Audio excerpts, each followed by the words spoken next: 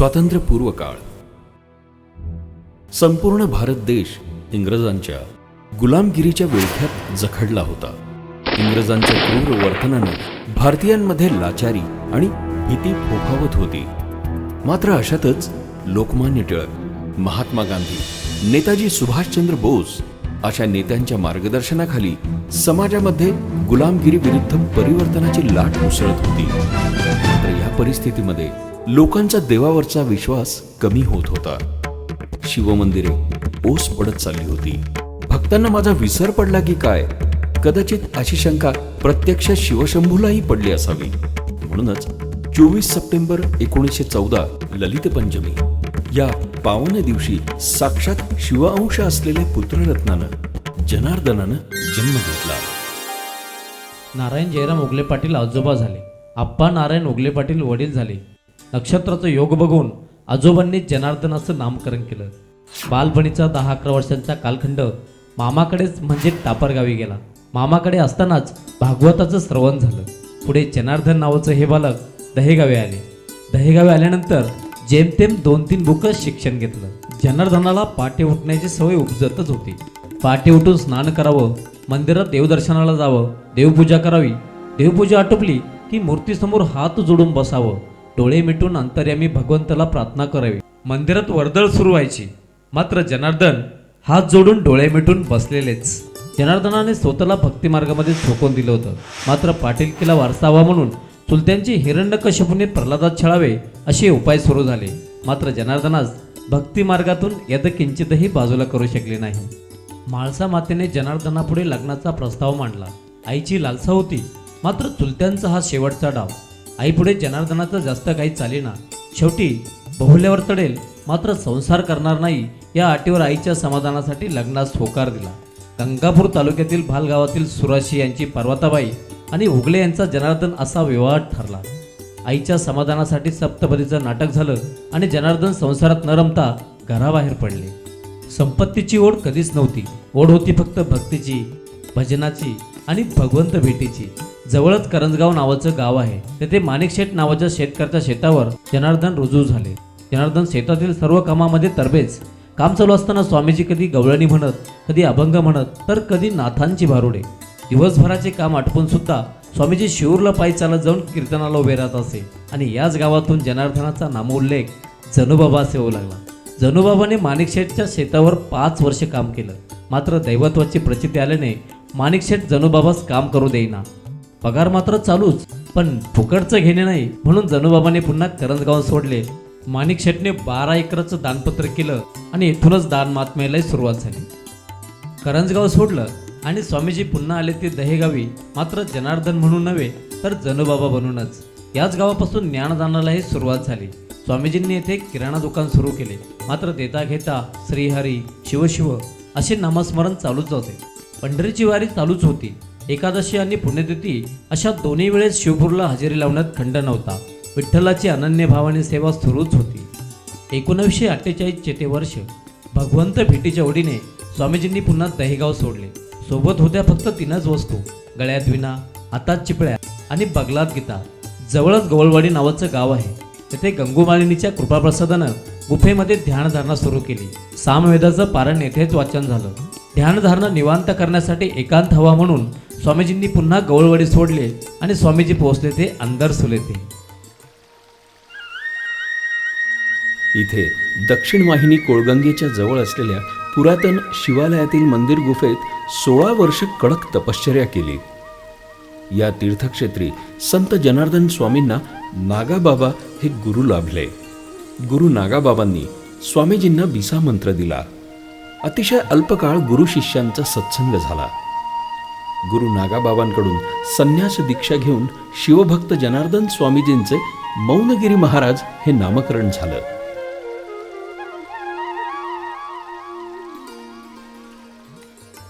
अंदरसूल म्हणजे अगस्त्य ऋषींची तपश्चर्या भूमी। या ठिकाणी स्वामीजींनी 1947 ते 1963 अशी 16 वर्षे कडक तपश्चर्या केली। स्वामीजींना याच ठिकाणी साक्षात शिवदर्शन झाले आणि जातेगाव येथील पिनाकेश्वर महादेव मंदिराच्या जीर्णोद्धाराचे कार्य स्वामीजींच्या हाती सोपवले। निष्काम कर्मवृत्तीचा ध्यास घेऊन धार्मिक कार्यातून लोकशिक्षणाचा प्रसार करण्याचं व्रत उचलून स्वामीजींनी पुढील कार्यास सुरुवात केली. स्वामीजींच्या हातून 9 शिवमंदिरांचा जीर्णोद्धार झाला. 1967 ते 68 जातेगाव येथील पिनाकेश्वर महादेव मंदिर, 1969 ते 70 वेरूळचं सिद्धेश्वर मंदिर,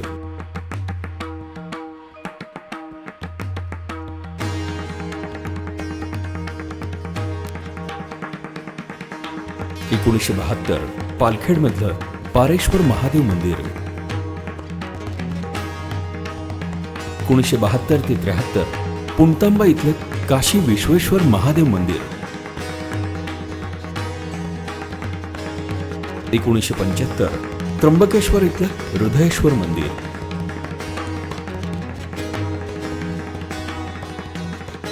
1979 नाशिक तपोवन इथलं शर्याईश्वर महादेव मंदिर, 1988 ते 1989 साकूर इथलं मौनेश्वर महादेव मंदिर,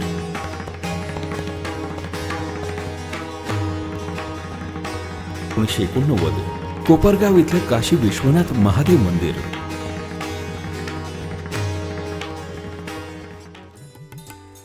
या कोपरगाव येथील महादेव मंदिरास काशी विश्वनाथ महादेव मंदिर का म्हणतात यामागे एक रहस्य आहे. स्वामीजींना हे मंदिर काशी येथे काशी विश्वनाथाच्या सानिध्यात उभारण्याची इच्छा होती, मात्र त्यांची ही इच्छा पूर्ण झाली नाही. त्यांचा हा संकल्प पूर्ण न होऊ देण्यामागे स्वयं शिव शंभूचीच लीला असावी. त्यांना स्वामीजींच्या हातून इकडे महाराष्ट्रात गोदावरी नदी तीरी येण्याची इच्छा झाली असावी. म्हणूनच आपल्या बाबाजींच्या हातून येथे कोपरगाव येथे गोदावरी नदी तीरी या काशी विश्वनाथाची उभारणी झाली आणि प्रत्यक्ष काशीच्या काशी विश्वनाथाचे दर्शनाचे भाग्य या महाराष्ट्रातील जनतेला प्राप्त झाले.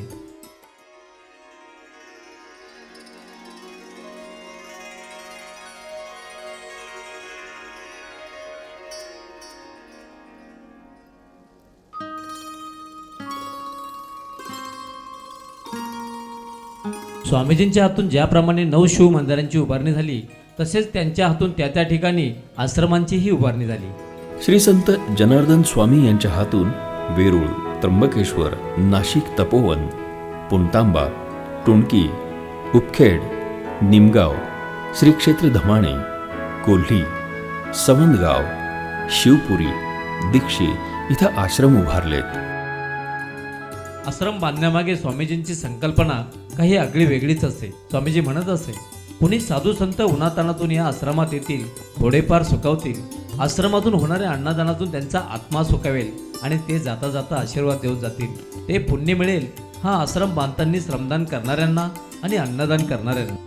स्वामीजींचं बाबाजी हे आपलेपणाचं जाणीव करून देणारं एक नाव. म्हणूनच भक्तगण स्वामीजींना आदराने बाबाजीच म्हणतात. अशा बाबाजींच्या दिव्य ज्ञानाने लोक मंत्रमुग्ध होऊ लागले. भक्तगण ज्ञानप्रसादाने तृप्त होऊ लागले. अशा साक्षात्कारी बाबांची महती वाऱ्याच्या गतीने चारही दिशेला साथ घालू लागली. मंदिर कार्यासोबत समाज प्रबोधनाचे कार्य देखील स्वामीजींनी हाती घेतले होते. पीडित कष्टी लोकांना सद्मार्ग दाखवला.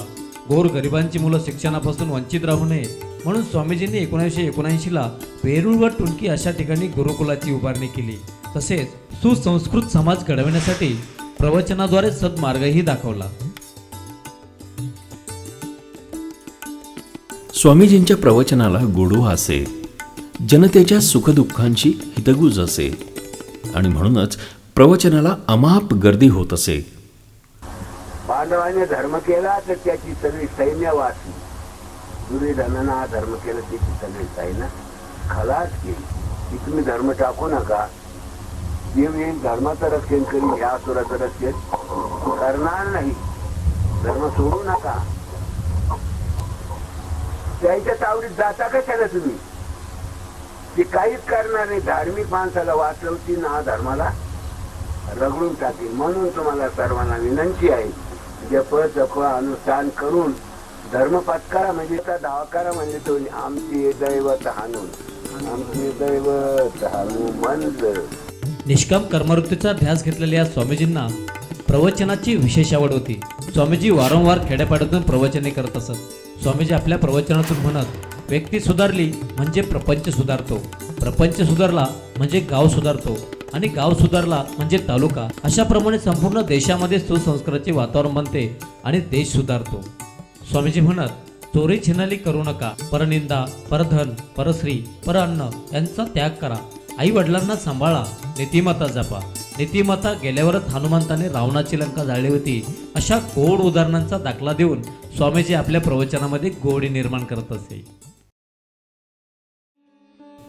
1989च्या डिसेंबरमध्ये नाशिक तपोवन परिसरामध्ये शर्वाश्वर येथील महादेव मंदिर आश्रमात स्वामीजींचं महानिर्वाण झालं.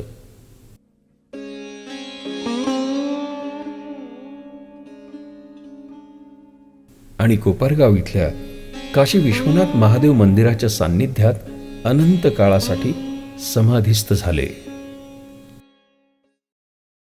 जनार्दनाय ओम जनार्दनाय शिव शिव बोलो जनार्दनाय जनार्दनाय ओम जनार्दनाय शिव शिव बोलो जनार्दनाय जनार्दनाय ओम जनार्दनाय. साधू संतांच्या परंपरेपैकी अनुष्ठान ही एक महत्वाची परंपरा. स्वामीजींच्या सर्वच आश्रमात ही परंपरा आजही राबवली जाते. तर कोपरगाव आणि नाशिक येथील आश्रमात हजारोंच्या संख्येनं लोक अनुष्ठानासाठी येतात. या अनुष्ठानात लहान मुलांपासून ते वयस्क मंडळी देखील सहभागी होतात. अनुष्ठानात दिलेल्या गुरुमंत्राचा जप करतात. स्वामीजींनी हाती घेतलेले जे मंदिर जीर्णोद्धाराचे पर्व होते, त्यावेळी महादेव मंदिराचा जीर्णोद्धार करून प्राणप्रतिष्ठा पूर्ण होताच शुभ मुहूर्तावर अनुष्ठान करण्याची परंपरा स्वामीजींनी सुरू करून दिली. 7, 11 किंवा 21 दिवस मौन धारण करून फक्त फळ आहारावरती निरंतर तपश्चर्या करणे यालाच अनुष्ठान असे म्हणतात. आणि या अनुष्ठान काळामध्ये गुरूंनी दिलेला मंत्र जपणे, परमेश्वराचे नामस्मरण करणे यालाच जपानुष्ठान असे म्हणतात. अनुष्ठानामध्ये मौन पाळायचे असते, वाणीवर बंधन ठेवायचे असते. स्वामीजी वारंवार म्हणत असे, माणसाने वाणी व पाणी सांभाळले तरच जीव श्रेष्ठतम अवस्थेला पोहोचू शकतो. स्वामीजी म्हणत, तुम्ही बायकोला जितके जीव लावता तितके अनुष्ठानाला जीव लावा. त्याची बायको गेली, त्याचा संसार गेला, त्याचे अनुष्ठान गेले, त्याचे दैवप्राप्तीचे योग गेले. स्वामीजींच्या कार्यातली कृषी कार्य ही एक महत्वाची परंपरा. स्वामीजींना दान मिळालेल्या जमिनी बहुतेक निकृष्ट दर्जाच्या, खाचखळग्याच्या, पडीक असत. भक्तांच्या श्रमदानातून स्वामीजी अशा जमिनी समृद्ध करीत, तिथे विहीर खोदत आणि पाणी सिंचन करण्याची व्यवस्था करत असे. त्यामुळे जमीन फुलत असे, पिकत असे आणि या मिळणाऱ्या उत्पन्नातून स्वामीजी अन्नदान करीत असे. फक्त मंदिर कार्यात तसेच कृषी कार्यातही श्रमाचा वाटा उचलत असे. स्वामीजी नेहमी म्हणत असे, धर्मकार्यामध्ये पैसाच पाहिजे असे नाही. पैसा नसला तरी त्याच्यापाशी श्रम आहे. अर्थदान करता आले नाही तरी तो श्रमदान करेल. भगवंताच्या कार्यातील श्रमदानाने घाम निघाला की त्याची सर्व पापे धुतले जातील आणि प्रवचने ऐकून हृदयात प्रकाश पडेल. मंदिर कार्यामध्ये सर्व प्रकारचे दान घडत असते, ते भगवंताच्या दारी रुजू होत असते. म्हणून स्वामीजी म्हणत, जो करेल श्रमदान त्यास घडेल चारही धाम. आश्रम बांधला की स्वामीजी तिथे गोशाळा बांधत असे. गोपालन म्हणजे संतांच्या इभ्रतीचा व्यवसाय. स्वामीजी म्हणत, गाय आणि माय एक समान आहे, तिची सेवा करा. संत जनार्दन स्वामीजींच्या कोपरगाव आणि नाशिक आश्रमात अशा प्रकारे गोसेवेचे भाग्य सेवेकरी आणि भक्तांना प्राप्त होतं. गुरुकुल म्हणजे संतांची प्राचीन संस्कृती आणि परंपरा. सन 1983 मध्ये वेरूळ आणि टुणकी येथे गुरुकुल उभारून संत जनार्दन स्वामीजींनी ही परंपरा सुरू केली. त्याचप्रमाणे कोपरगाव आश्रमानेही सन 1998 मध्ये संत जनार्दन स्वामी महर्षी महाविद्यालय सुरू करून या परंपरेचं पालन केलं आहे.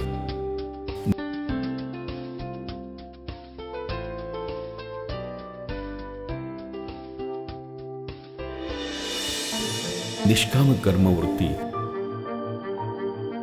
मंदिर जीर्णोद्धार कार्य, धार्मिक प्रबोधन, कृषी कार्याचं प्रबोधन, शैक्षणिक संस्थांची उभारणी, विद्यार्थ्यांसाठी वसतिगृह, प्रवचनातून समाज प्रबोधन या कार्यावर भारावून जाऊन तत्कालिक उपराष्ट्रपती भैरोसिंग शेखावत यांच्या हस्ते भारत सरकारद्वारा 2003 मध्ये संत जनार्दन स्वामी यांचं पोस्टाचं तिकीट सुरू करण्यात आलं आणि राष्ट्रसंत म्हणून त्यांना गौरवण्यात आलं. बाबाजी योगी होते, बाबाजी शिवयोगी होते, बाबाजी योगी राज होते. आमच्या तुमच्यासारखे कितीतरी दगड आले. कोणता दगड कुठे ठेवायचा, कोणता दगड कुठे ठेवायचा आणि त्याला कसं भाग्यवान करायचं ठरले. भाग्यवान पाषाण प्रभू मंदिरी टाक्या सोसली होय घरी हरिनाम.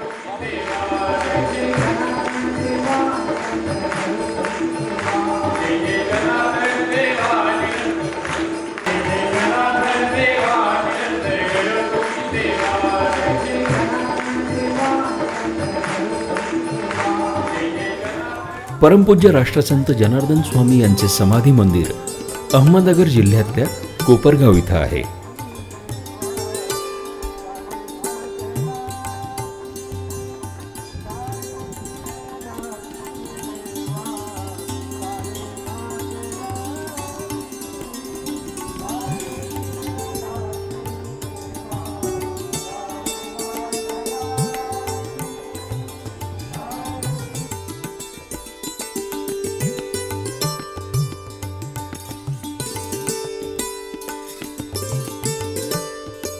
त्र्यंबकेश्वरी उगम असलेल्या आणि कोपरगावास कोपऱ्यात वेढा घालून वाहणाऱ्या गोदावरी या गोदामाईचं हे ठिकाण म्हणजेच पूर्वेचं जुनं पात्र. अशा या पवित्र गोदामाईच्या प्रवाहानं पावन झालेल्या भूमीवर काशी विश्वनाथाच्या सान्निध्यात परमपूज्य राष्ट्रसंत जनार्दन स्वामी यांचं समाधीस्थळ आहे.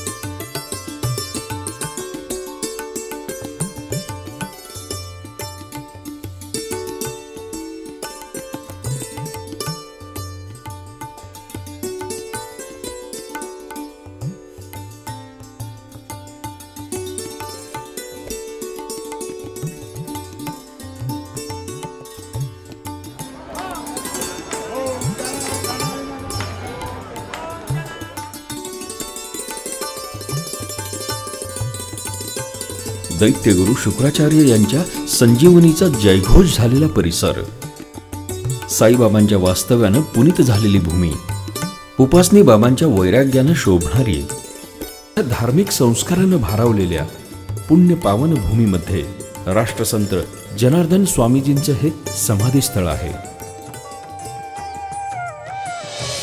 शिर्डीपासून उत्तरेला केवळ 7 किलोमीटर अंतरावर राष्ट्रसंत जनार्दन स्वामीजींचं हे समाधीस्थान आहे.